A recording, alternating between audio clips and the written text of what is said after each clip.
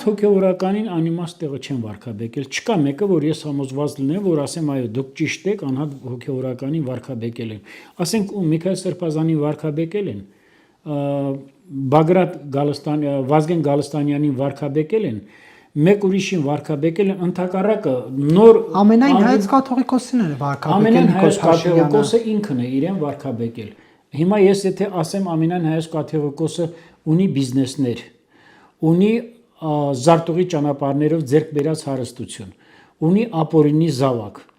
Մայր Աթոռը դարձրել է անձնական կառավարման, չգիտեմ, մի մարմին։ Այսինքն դա նշանակում է, որ ես վարկաբեկել եմ, ես փաստեր ունեմ։ Տեսեք, հայ ժողովուրդը երբ դա դու գիտես ու գնում ես օրինակ կաթողիկոսի հետ լայն ժպիտով սելֆի ես անում եւ դրանց վրա ուշադրություն չես դարձնում, բայց տարիներ անց քո քաղաքական նպատակներով այդ նույն տեղեկությունները դու սկսում ես օգտագործել, հարց է առաջանում քաղաքացու մոտ, արդյոք սրանով փորձ չի արվում վարկաբեկել եկեղեցի։ Գիտեք ինչ, ես այդ հարցի հասցեատերը չեմ, բայց երբ որ 2018 թվականին երկրում տեղի ունեցավ իշխանափոխություն, հստակ կերպով առաջին քայլերից մեկը պիտի լիներ Մայր Աթոռը մաքրել ուրեմն ապօրինի կերպով զավթած բարձրաստիճան հոգևորականներից։